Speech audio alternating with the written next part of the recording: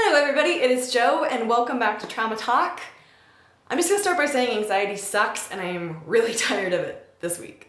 For about 2 weeks I have felt 24 hours a day like I cannot breathe and like my lungs are being crushed and someone's sitting on my chest, and yeah, mostly that. Like I can't breathe and like there's just so much pressure and something's wrong and I'm missing something and I'm forgetting something and it's not safe, and just like every second of every day.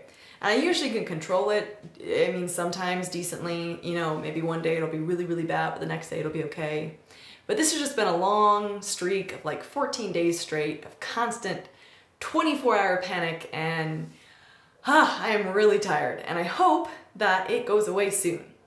So I am using the techniques that I have to try to deal with that, but I want to talk today about where anxiety after trauma comes from sometimes. And this comes from a conversation I was having with my therapist.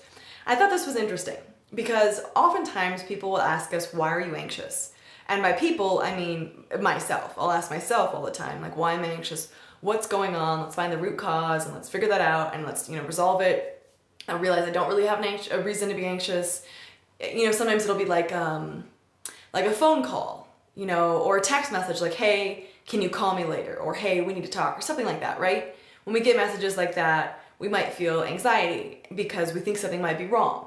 And that's just a random example, right? But then we resolve it and then we're okay. All right. So that's like a normal cause for anxiety. Or maybe something's going on at work and you're anxious about it and, it's kind of like a peak. You think something's wrong, you figure it out and it goes back down. Well, that's not necessarily how anxiety in PTSD or just brains after trauma work. And this was something we were kind of piecing together on Monday in my counseling session, because my counselor was asking me, where does the anxiety start? Is it with a thought or is it just there? And I was like, no, it is there. It'll latch on to thoughts. If something comes up that I could possibly make anxiety ridden, I will. But I've gotten pretty good at deconstructing anxiety in my head. Like realizing, okay, I am blowing the situation out of proportion in my mind. I realize I'll be able to deal with this and that's okay. And like being able to dismiss that thought, put it in its proper category and move on. But I'm realizing that doesn't necessarily take care of the anxiety. In fact, most of the time it doesn't. Anxiety still exists. So why is that? That's not normal, right? Well, actually it is.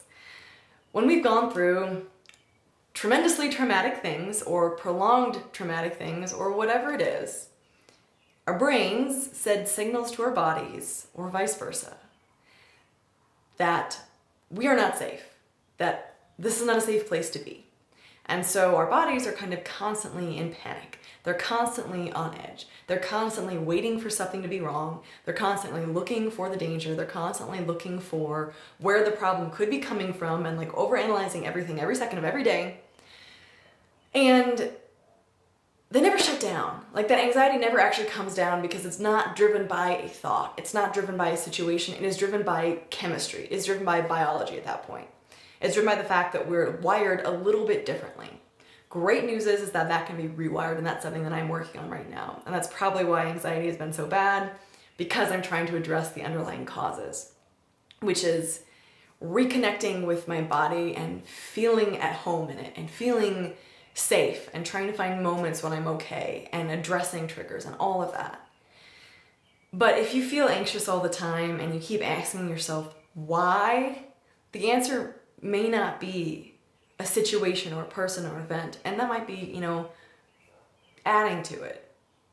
But sometimes anxiety exists because anxiety exists.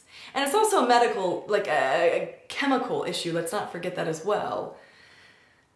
But when we've been through trauma, like I said, we become a little bit wired a little bit differently. This is backed up by research, like Dr. Van der Kolk in his book, The Body Keeps Score, which is a fantastic book, which I'm actually going to give away here in a few videos. I'm really excited about that. So check back for that later.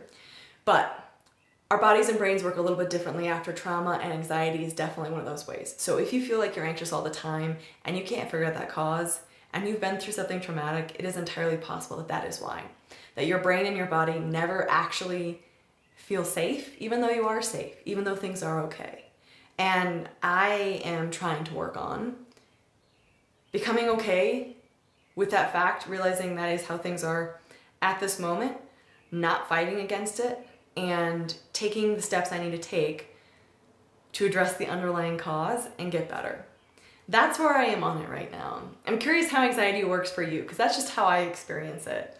Do you find that it usually starts with like a cause and then spirals? Or do you just feel it all the time and then things sort of make it worse, but it's always there? I would really love to hear your take on things, because that's just my experience. I am Jo Beckwith, and this is Trauma Talk. You guys are fantastic. I really appreciate you watching. Do not leave before you hit subscribe, because I release videos every other day on topics about life after trauma, after crappy things happen to us.